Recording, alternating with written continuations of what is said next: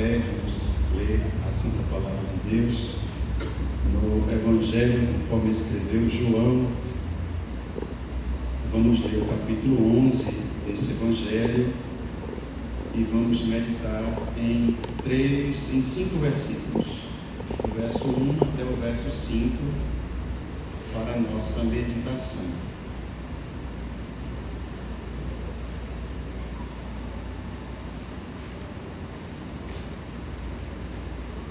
João, capítulo 11, versos 1 a 5. Se você já encontrou, diga amém. Amém. Quem está procurando, diga espere um pouquinho, pastor.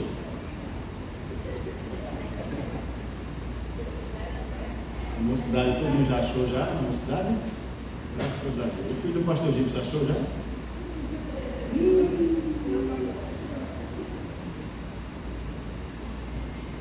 João capítulo 11, versos de 1 a 5, diz assim: Estava então enfermo um certo Lázaro de Betânia, aldeia de Maria e de sua irmã Marta. E Maria era aquela que tinha ungido o Senhor com unguento e tinha enxugado os pés com os seus cabelos, cujo irmão Lázaro estava enfermo. Mandaram-lhe, pois, as suas irmãs, dizendo: Senhor, eis que está enfermo aquele que tu amas. E Jesus, ouvindo isso, disse: Esta enfermidade não é para a morte, mas para a glória de Deus, para que o Filho de Deus seja glorificado nela. Ora, Jesus amava a Marta e a sua irmã e a Lázaro. E você diz amém? Amém. Vamos pedir a Deus bondade e misericórdia mais uma vez. Quantos mais desejam oração? Eu também, em minha casa, oremos. Eterno Deus e Pai, louvamos o Teu nome. Pedimos ao Senhor que ilumine nossa mente, nosso entendimento e nos ajude a compreender a Tua santa palavra. Fala conosco, fala com a Tua igreja e receba toda a honra e toda a glória devidas ao Teu nome. Amém. Poder sentar, queridos, em nome de Jesus. Glória a Deus. Primeiramente, queremos agradecer a Deus por essa oportunidade e também ao nosso pastor presidente por ter nos escalado mais uma vez para essa santa doutrina, a toda a igreja do Senhor, aos obreiros. Eu quero dizer para os irmãos que eu poderia tranquilamente terminar de ouvir o evangelista Roberto. Eu ficaria ali somente dando glória a Deus, aleluia. Eu sei que a igreja também sente o mesmo sentimento. A palavra estava fluindo e eu agradeço muito a Deus pela vida do evangelista Roberto e dos demais irmãos também, que também poderiam estar aqui transmitindo a santa palavra de Deus. Queridos, o texto que nós lemos é um texto que fala objetivamente de um grandioso milagre da parte de Jesus.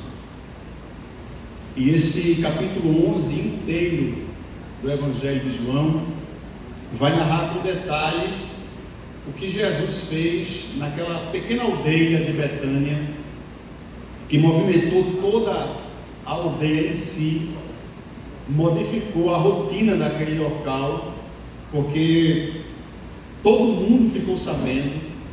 Lázaro estava morto, já estava sepultado, já estava em estado de putrefação, cheirando mal.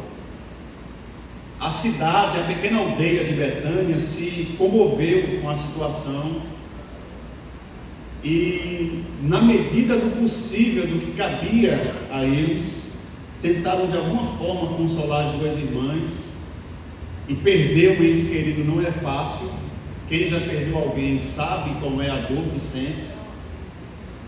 A gente não quer ver ninguém, não quer falar com ninguém, a comida não tem gosto, o sono não chega.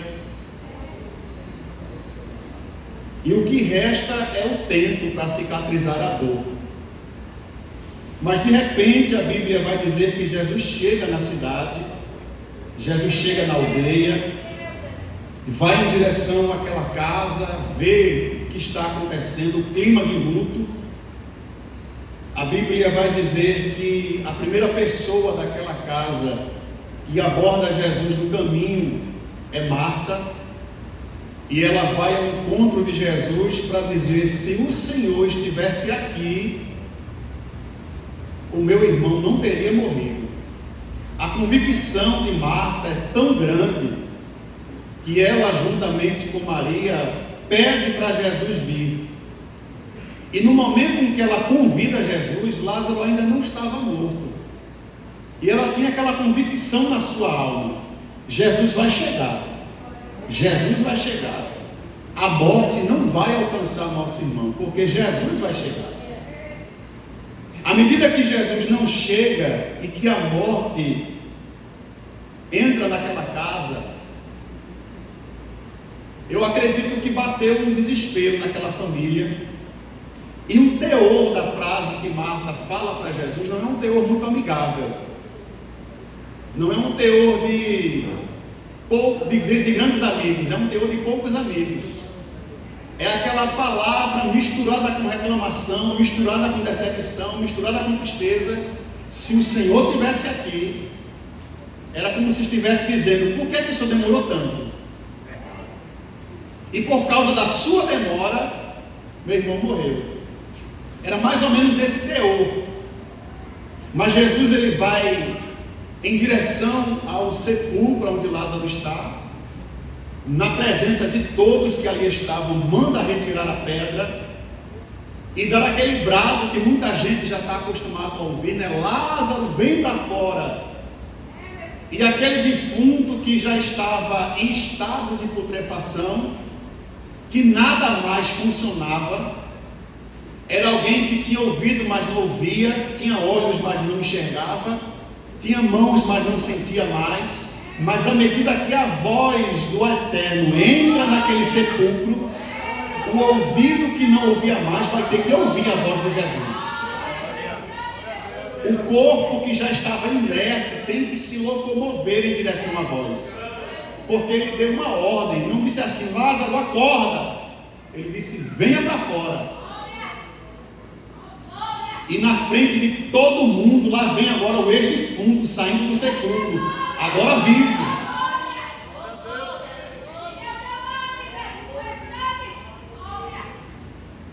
É interessante esse milagre, nos chama muito a atenção e fortalece a fé de tal forma. E o que aconteceu com Lázaro foi tão impactante que ele ganhou muitas vidas para Jesus. A Bíblia diz que Lázaro, depois desse milagre, ele foi objeto de conversão. Olha o que é que diz o capítulo 12, veja aí na sua Bíblia, se está igual a minha. Capítulo 12 de João, versículo de número 9, diz assim: e muita gente, era pouca gente, irmãos? Era quanta? Muita gente dos judeus soube que ele estava ali. Ele quem? Jesus, diga assim: Jesus. E foram, não só por causa de Jesus, mas também para quê, irmãos? Para ver a Lázaro, a quem ressuscitara dos mortos.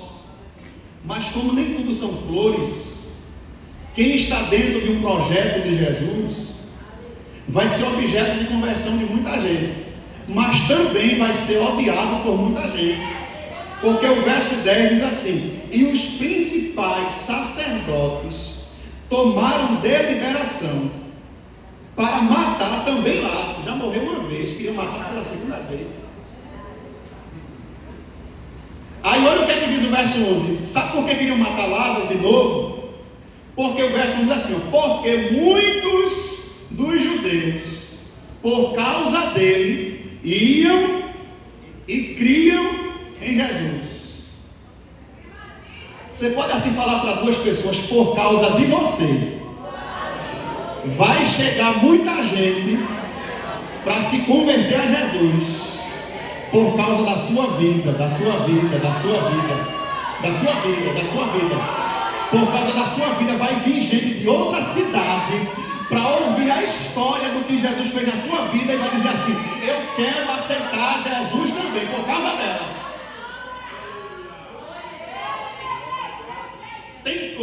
coisas que acontecem na nossa vida que a gente não entende. Mas são essas coisas que a gente não entende que está trazendo pessoas para o reino de Deus por sua causa. Mas eu não quero falar de milagre, não. Quero nada. Eu quero falar que tudo isso aconteceu no seio familiar. Isso tudo aconteceu numa casa. Isso tudo aconteceu entre 3 irmãos. E eu percebo no texto uma característica interessante, e que acredito que podemos aplicar estas características também na nossa família, também na nossa vida, porque há uma chance muito grande de o que aconteceu naquela família por aquele contexto acontecer também na nossa família por esse contexto. Se aplicarmos as verdades que estão no texto, e você diz amém. Uma característica fundamental destes 3 irmãos é o que está no verso 5. Olha para a sua Bíblia aí, João 11, 5. O texto é muito claro ao afirmar o seguinte: e Jesus amava Marta e a sua irmã e a Lázaro. Aquela família teve o privilégio de ser alcançada pelo amor de Jesus. O maior privilégio de uma família não é alcançar grandes riquezas, não é alcançar um grande nome na sociedade, mas o maior privilégio de uma casa é que ela serve ao Senhor e foi alcançada pelo seu amor. Lembra daquele prisioneiro lá do cárcere? Paulo e Silas estavam cantando, adorando, orando. Daí a pouco é declarada uma palavra para a sua vida, dizendo que crê no Senhor Jesus e serás salvo tu e a tua casa. Coisa boa. Esse tema tem se tornado tema de campanha na igreja. Eu já participei de algumas igrejas em que dizia simbolicamente: irmão, venha para a campanha da família. Você que tem um parente afastado, venha representá-lo. Alguns diziam assim: traga uma foto dele, que aqui no altar a gente vai apresentar em oração ao Senhor, para Deus visitar quem está do outro lado afastado. E pela fé muitos vinham acompanhado, fazendo aquela campanha, e de repente Deus visitava a casa, transformava o ambiente, resgatava quem estava longe, porque o maior presente da família é quando Jesus faz parte daquela casa. E eu quero falar hoje sobre algumas verdades sobre as famílias que Jesus ama. Eu quero falar nesta noite sobre algumas verdades das famílias que Jesus ama, para que eu possa compreender que você está nesse contexto. Tem alguma família que Jesus ama aqui? Tem? Alguma família, alguma casa? Tem? Glória a Jesus. É muito possível que você vai se identificar com o contexto dessa família, porque essa família é uma família amada por Jesus. A primeira verdade que eu vejo sobre uma família que é visitada pelo amor de Jesus é que o amor de Jesus direcionado à família é um amor supracultural. É um amor que está acima da cultura humana. É um amor que está acima de 2 culturas do nosso meio: a cultura social e a cultura religiosa. E observando o texto, a gente percebe uma narrativa interessante. Veja o que é que diz o verso 1. Ora, então estava enfermo um certo Lázaro, de Betânia, aldeia de Maria e de sua irmã Marta. Observe o que diz o verso de número 2. Maria era aquela que tinha ungido ao Senhor com unguento e enxugado os pés com os seus cabelos, cujo irmão Lázaro estava enfermo. Quando você analisa uma narrativa bíblica de registro de genealogia ou um registro familiar, sempre haverá uma sequência. E a sequência é: o nome dos homens tem que vir na frente. Você observa, por exemplo, o profeta Ezequiel, Ezequiel capítulo 1, verso 1, vai estar o nome de Ezequiel dizendo filho de fulano. Quando você vai abrir o livro de Jonas, capítulo 1, verso 1, vai estar lá Jonas, filho de Amitai. Quando você abrir a Bíblia em Isaías capítulo 1, verso 3, para endossar o profeta Isaías e o seu ministério, vai dizer Isaías, filho de Amós. Quando Elias ora a Deus, em 1 Reis capítulo 18, a Bíblia diz que ele está confrontando os profetas de Baal, e ele ora a Deus, e pede a Deus que responda com fogo do céu. Olha quem é o Deus pelo qual Elias ora. Abre a sua Bíblia em 1 Reis, capítulo 18 e verso de número 36. Quem achar vai jantar na casa do evangelista Roberto, rapidinho. 1 Reis 18 e 36, como é que diz?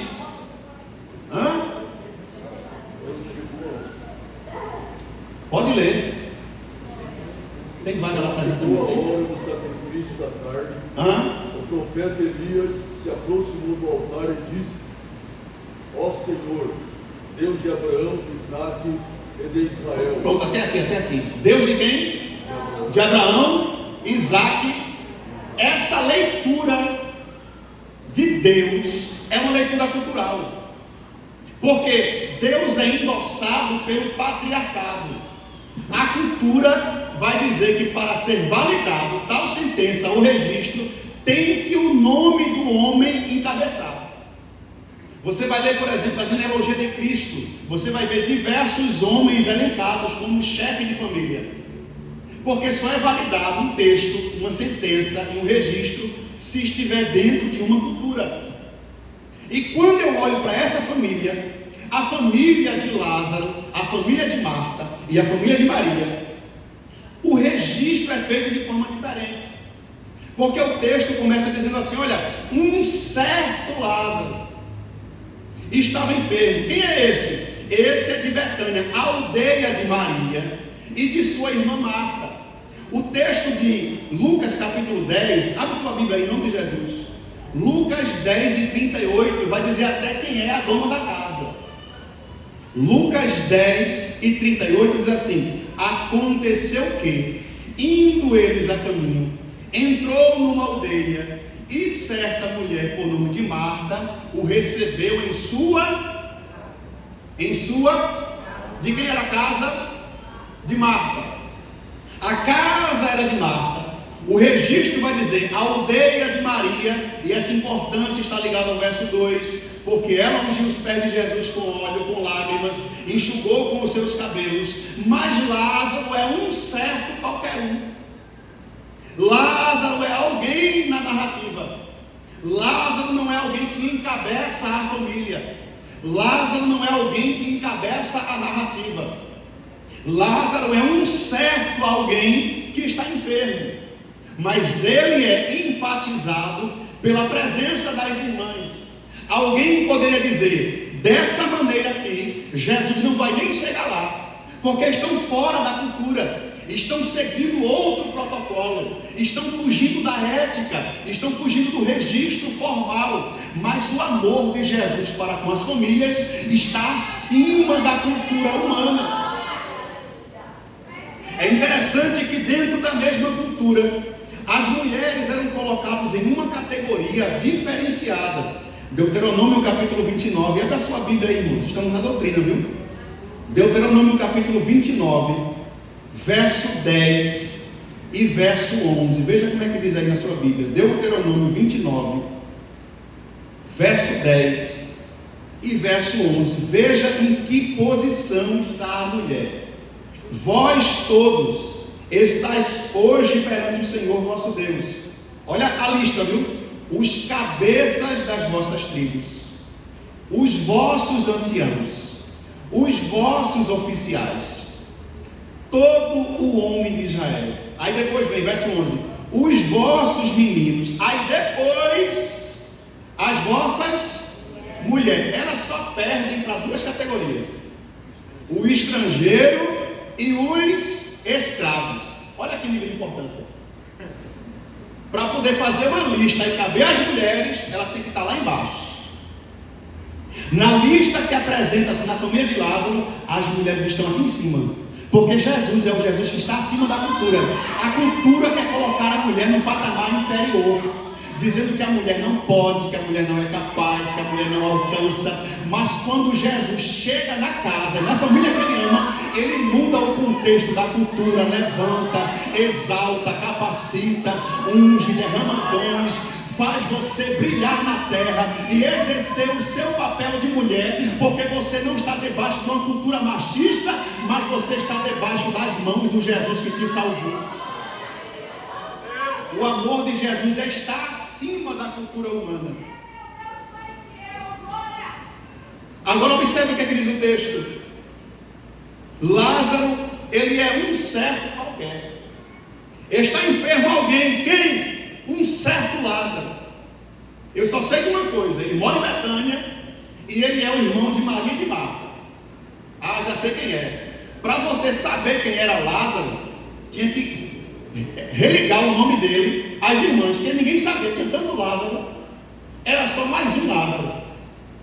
Ele só é importante no texto porque ele é irmão de Maria e de Marta. Lázaro só é importante no texto porque ele é irmão de Maria e de Marta. Se não fosse Maria e Marta, ele continuaria sendo um certo Lázaro, um certo qualquer um. E na cultura social, quem é um certo qualquer um, geralmente são os mais esquecidos. Geralmente aqueles que são qualquer um são os menos importantes. Geralmente os que são codinominados qualquer pessoa são os que são menos chamados às festas importantes. Por quê? Porque são qualquer um. E geralmente na sua festa você tem uma lista. Pensa aí no aniversário do seu filho. Pensa no aniversário de casamento. Você vai fazer uma relação. Tem um buffet para ser pago. Tem um espaço para ser alugado. As mesas são contadas e você não vai convidar qualquer um. Qualquer um fica fora. Qualquer um não é protagonista. Essa é a cultura da terra. Na cultura do céu, aqueles que são chamados de qualquer um são aqueles que ouvem de dentro da caverna a voz de Jesus chamando: ei, sai para fora, você que é chamado de qualquer um. Porque para a sociedade você é só mais um, mas para mim que cheguei no ambiente, você é aquele que ouve a minha voz dizendo: eu vim te convidar, vem para fora, vem para fora, vem para fora, Lázaro. Fala assim para duas pessoas: você pode ser qualquer um, para os que estão lá fora, mas para Jesus você é especial. Para Jesus você é protagonista. Para Jesus você é o primeiro a ser chamado. Para Jesus você vai ser ressuscitado. Para Jesus você vai receber milagre. Para Jesus você é diferenciado. Para Jesus você está de pé. O amor de Jesus está acima da cultura. A cultura diz que é qualquer um, mas para Jesus você é especial. Tem um cantor que diz assim, né? Você é o espelho que reflete a imagem do... Não chore se o mundo não vai perceber e não vai notar. Mas quem recebe, quem percebe o teu valor é quem te comprou com preço de sangue. Deixa eu correr aqui. Deixa eu correr aqui porque eu quero ganhar tempo. A segunda verdade que toda família que é amada por Jesus precisa entender é que nem sempre fazer demais é chamar a atenção de Jesus. Jesus visita aquela casa e nessa ocasião que Jesus visita, Lázaro não está presente. Só estava Marta e Maria, Lucas capítulo 10, a partir do verso 38. E quando Jesus chega na casa, a Bíblia diz que Marta corre para priorizar o serviço e Maria corre para priorizar a presença. Quem olha o texto de forma rápida vai dizer assim: Jesus, ele está puxando a orelha de Marta e está aplaudindo Maria. A primeira leitura rápida que a gente faz é essa. Mas Jesus não está no texto repreendendo Marta porque está servindo. Olha o que diz o texto. Vamos lá, Lucas 10, 38. Já lemos o 38, vamos ler o 39. E tinha esta, ou seja, Marta, ela tinha uma irmã chamada Maria. Estou no verso 39 de Lucas 10. A qual, assentando-se também aos pés de Jesus, ouvia a sua palavra. Marta, porém, andava distraída em muitos serviços. E aproximando-se disse: Senhor, não te importas que a minha irmã me deixe servir só? Dize-lhe, pois, que me ajude. A especialidade de Marta era servir. Volta para João 12. Volta para João 12. Verso 2 diz assim: fizeram-lhe, pois, ali uma ceia. Isso em homenagem a Jesus e Lázaro, que acabou de ressuscitar, em João 12, verso 2. Fizeram-lhe, pois, ali uma ceia. E Marta fazia o quê? Marta o quê? Marta servia. Marta servia em João 12 e Marta servia em Lucas 10. E o problema de Marta não é porque Marta servia. E Jesus não vai repreender Marta porque Marta está servindo. Porque a igreja do Senhor, ela precisa de Marias que adorem, mas precisa de Martas que sirvam. Porque se não houver nenhuma Marta para servir, a igreja para. Pensa numa festividade Abala Pernambuco. Aí o pastor precisa de mão de obra. E todo mundo diz assim: pastor, eu vou só adorar. Hein? Quem quer pintar o estacionamento? Quem quer colocar o letreiro aqui? Quem quer limpar o tempo? Quem quer lavar o banheiro? Não, eu estou aqui só para adorar. Aí alguém olha para o texto e diz assim: Jesus está arrebentando com Marta. Mas Jesus, ele está dando a Marta uma orientação que Pedro vai repetir para a igreja de forma esmiuçada. Olha o que é que Jesus diz. Verso 40. Lucas 10, 40. Marta, porém, andava distraída. E Jesus vai dizer assim para ela. Verso 41. Respondendo Jesus disse: Marta, Marta, estás ansiosa e afadigada. Primeiro ela estava distraída, depois ansiosa e depois afadigada. Ela estava distraída, ela estava ansiosa e ela estava afadigada. O problema de Marta não é servir. O problema de Marta é estar distraída, é estar ansiosa e é estar afadigada. E Jesus vai lá na ferida de Marta. Ele vai dizer o porquê que Marta está assim. Ele vai dizer assim: Marta, tu estás ansiosa, tu estás afadigada com muitas coisas. Verso 42. Mas uma só te é necessária. E Maria, tua irmã, escolheu a boa parte, a qual não será tirada. Jesus não disse assim: Marta, para de servir e vem adorar. Ele disse: Marta, faça uma coisa de cada vez. Marta, para você não ficar nem distraída, nem ansiosa e nem afadigada, para de querer abraçar o mundo com os dois braços pequenos que você tem. Por mais especial, por mais competente, por mais desenrolada que você seja, você é um ser humano. E se você você fizer coisa demais, vai bater ansiedade, vai bater fadiga, vai bater distração, e a mão vem na cabeça. Mas Jesus, por quê? Porque está fazendo coisa demais. Olha o que é que Pedro vai dizer, capítulo 4. 1 de Pedro, capítulo 4, versículo 11. 1 de Pedro, capítulo 4, versículo 11. Se alguém falar, fale segundo as palavras de Deus.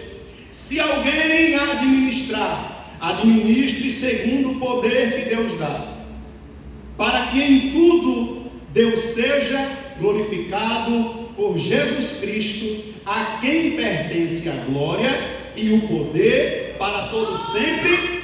Amém. Efésios capítulo 4, versículo 11. Efésios 4 e 11. Diz assim a palavra de Deus. Efésios 4 e 11. Ele mesmo, ele quem? Jesus, deu uns para apóstolos, outros para profetas, outros para evangelistas, outros para pastores e outros para doutores.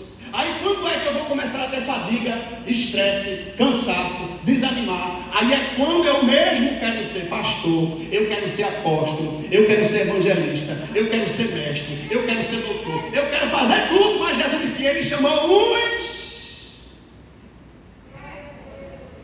Fala assim para duas pessoas, fala com educação para não machucar você. Diga assim para ela assim, ó, pega leve, vai devagar, porque tu é pó e cinza, tu é feito de barro, e barro se quebra se apertar demais.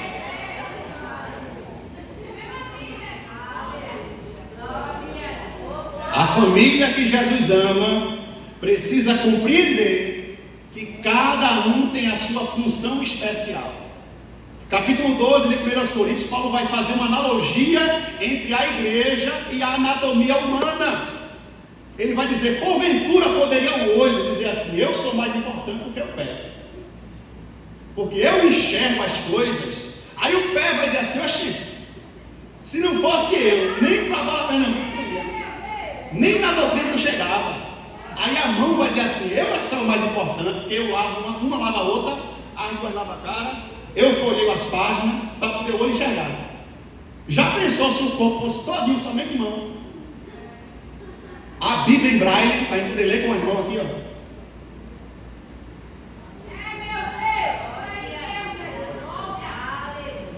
É por isso que na casa de Marta, Maria e Lázaro, Jesus teve uma preocupação. Marta, pega leve, uma coisa só é necessária. Uma coisa só é necessária. Uma coisa só é necessária. A fadiga, a distração e a ansiedade vêm das muitas ocupações. Vamos em frente, que só temos só 8 minutos. Quem quer que eu pare, diga amém. Eita, o povo tá bem aqui, o povo gosta de mim. Oh, glória. Vamos em frente.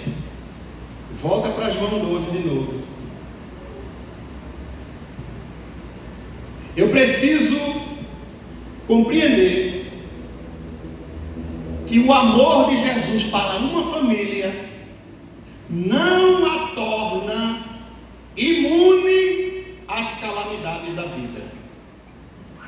Porque todas as vezes que alguém diz assim, olha, o Senhor ama a minha casa, parece teoricamente que há uma blindagem espiritual, e a gente interpreta e aplica mal alguns textos, e diz assim, olha, a partir de hoje nenhum mal te sucederá, e nem praga alguma chegará à tua tenda. E você pega essa palavra e diz assim, ó, glória, nem gripe eu vou pegar mais. Show coronavírus. Está repreendida a virose. Está na palavra, irmãos, olha aqui, está na palavra. Isaías 54, 17, toda ferramenta preparada contra ti não prosperará. Se alguém espirrar perto de mim, nem grita, eu pego. A gente olha para o texto e se não tiver cuidado, a nossa cabeça fica perturbada.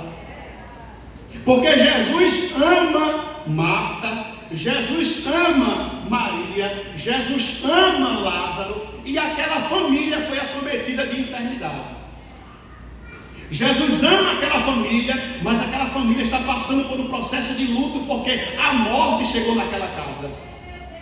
Eu preciso compreender que mesmo Jesus amando a minha casa, mesmo Jesus amando a minha família, coisas ruins podem acontecer. Mas uma verdade é certa: em todas elas, Jesus estará conosco. Quando passares pelo vale da sombra da morte, não estarei sozinho, porque o Senhor estará contigo. O Senhor estará contigo. O Senhor estará contigo. Não importa se você está no momento de sorriso, se está no momento de lágrima, saiba de uma coisa: você não está sozinho, você não está sozinha, porque quem está do teu lado é o teu Jesus, que ama a sua família. Fala assim para você: olha, Jesus me ama. Independente da situação que eu esteja passando, Jesus ama a minha vida, Jesus ama a minha casa, Jesus ama a minha família, e eu sei que coisas boas do céu estão chegando sobre a minha casa nessa hora. Aleluia, só falta 5 minutos, Jesus, e eu vou concluir. Toda família que Jesus ama precisa compreender: haverá um momento em que você será submetido a lidar com decepções. E ninguém gosta de lidar com decepção. Decepção não é uma coisa que a gente espera. Por quê? Porque decepção nunca vem de pessoas estranhas. Nunca você foi decepcionado por um desconhecido. Sempre a decepção, ela vem de quem? De quem está perto. E nesse contexto aqui, a decepção veio de onde não deveria vir. Quando Jesus chega na aldeia, Marta é a primeira a abordá-lo. Se o Senhor estivesse aqui, o meu irmão não teria. Agora, por que é que ela fala essa palavra? Os irmãos já pararam para meditar? Ela fala essa palavra, primeiramente, por causa do verso 3. Veja aí João 11:3. Mandaram, pois, suas irmãs, dizendo: Senhor, eis que está enfermo aquele que tu... Era como se ela estivesse dizendo assim: Jesus, não esqueça que o Senhor ama ele não, viu? Não é que o Senhor esqueceu, eu estou só lembrando assim, passando assim por alto. Aquele que o Senhor ama, está dodói. Aí Jesus, no verso 6, veja o que acontece no verso 6. Ora, ouvindo, pois, Jesus que estava enfermo, ficou ainda 2 dias no lugar onde estava. O que é que aquelas irmãs esperavam quando chamaram Jesus? O que é que os irmãos acham? Já que Jesus ama, e ela até relembrou, não sei se foi no bilhete, acho que o WhatsApp não foi, porque nem tinha celular naquela época, né? Talvez um pedaço de pergaminho, botou lá embaixo: Lázaro, vírgula, aquele que tu amas. Jesus recebeu a notícia e ficou. E o problema da decepção não é apenas, isso é o começo, viu? Não é apenas Jesus ficar. Jesus ficar no lugar onde estava é 50%. Os outros 50% está no verso 19. Porque no verso 19, e muitos dos judeus tinham ido consolar Marta e Maria acerca do seu irmão. É aquela decepção que eu digo assim: pastor Evaristo, eu preciso que o Senhor venha na minha casa fazer uma oração especial, e a pessoa que está lá é seu melhor amigo, e disse assim: eu quero o pastor Evaristo, eu quero que o senhor chegue lá. Aí o pastor Evaristo não chega. Aí chega Zezinho, chega Tonhão, chega Belarmino, chega Gonzaga, Chega Francisco. Todo mundo que Lázaro não conhece. Nunca viu na vida. A casa está cheia. Aí Marta olha assim: quem é esse? Sei não, veio chorar contigo. Um monte de gente estranha na casa. Eu não sei se você já passou por isso. Está cercado de pessoas e se sentindo sozinho. Porque você não queria qualquer pessoa, você queria uma pessoa específica. Eu mandei o recado para ele ouviu a palavra, ele ficou lá e não veio me atender. Em contrapartida, quem eu não chamei, quem eu não convidei, quem eu nem conheço, quem eu não amo, chegou.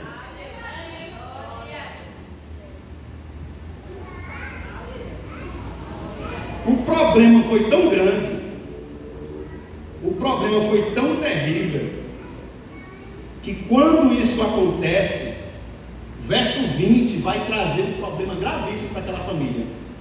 Eu costumo dizer que nesse texto existem dois defuntos. Nesse texto aqui tem dois defuntos. Verso 20 diz assim: ouvindo, pois, Marta que Jesus vinha, saiu-lhe ao encontro.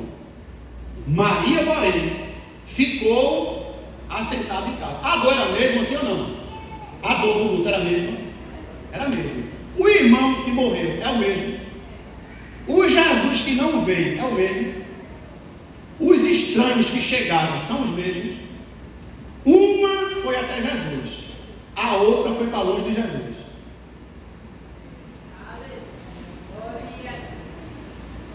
A gente precisa compreender que na casa que Jesus ama, existem algumas situações que a gente precisa estar atento.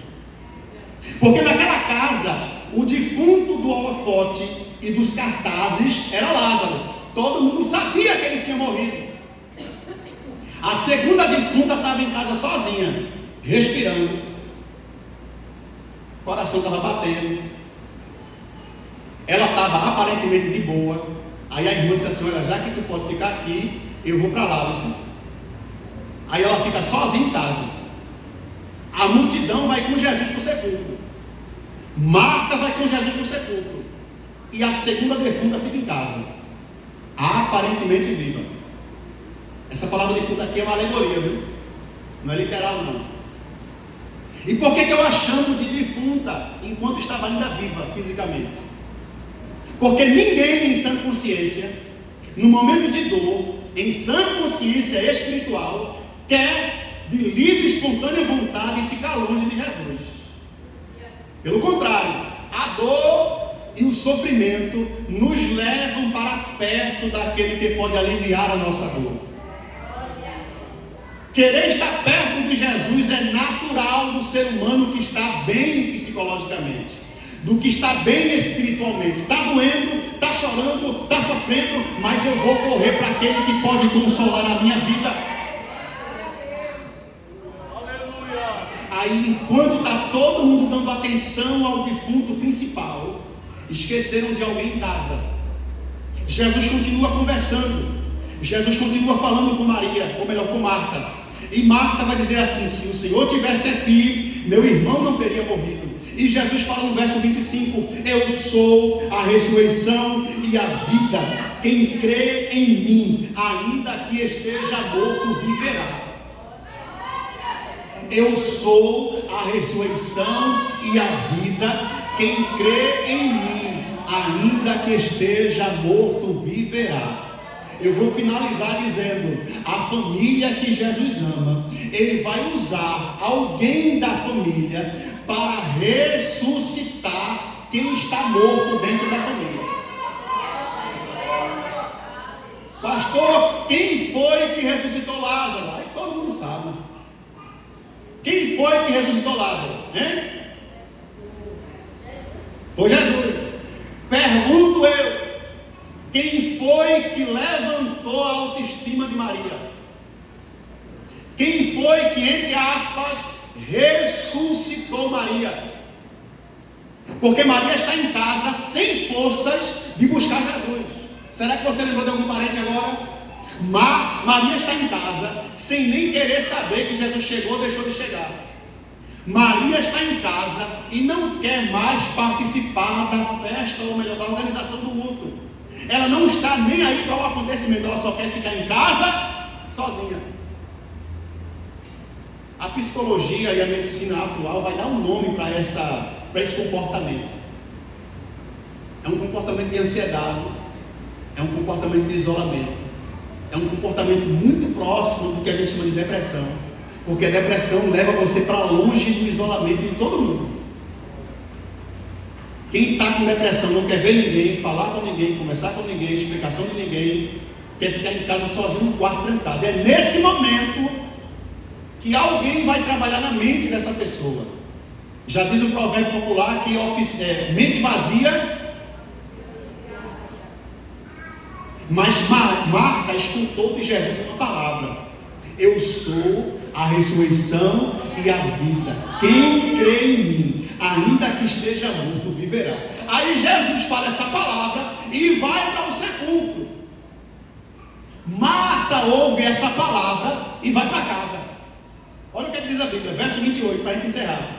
Verso 28. E dito isto, partiu e chamou em segredo Maria, sua irmã, dizendo: o mestre está cá e te chama. Você vai ler o texto, você não vai encontrar em versículo nenhum Jesus dizendo: Marta, vai em casa agora e mande buscar Maria. Marta escuta de Jesus: eu sou a ressurreição e a vida. Aquele que crê em mim, aquele que crê em mim, aquele que crê em mim, pode estar dentro do sepulcro, pode estar dentro de casa trancado, pode estar na cachaça, pode estar afastado, mas aquele que crê em mim, ainda que esteja morto, viverá. Marta lembrou de alguém que não estava presente, porque já estava quase chegando lá também. Correu para casa com pressa, com palavra de vida, e disse: olha, eu não tenho força para tirar você desse quarto, mas Jesus acabou de chegar e mandou te chamar, porque a palavra que caiu no meu coração vai cair sobre a tua vida também. Levanta, Maria, Jesus te chama. Você vai levar para casa a palavra para alguém que não tem força para se levantar sozinho.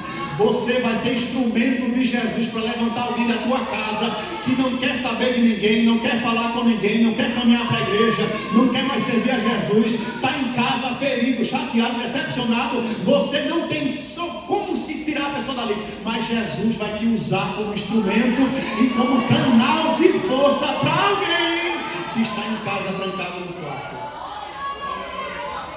Diga assim: Jesus ama a minha família. Jesus ama a minha casa. E porque Jesus ama a sua casa, e porque Jesus ama a sua família, tem bênção de Jesus para a sua casa, tem vitória de Jesus para a sua família.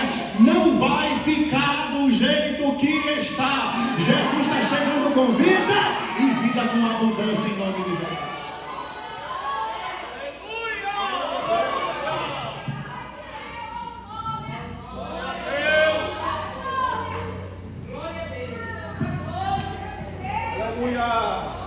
Glória a Deus. Vamos colocar a pé, irmão, vamos agradecer.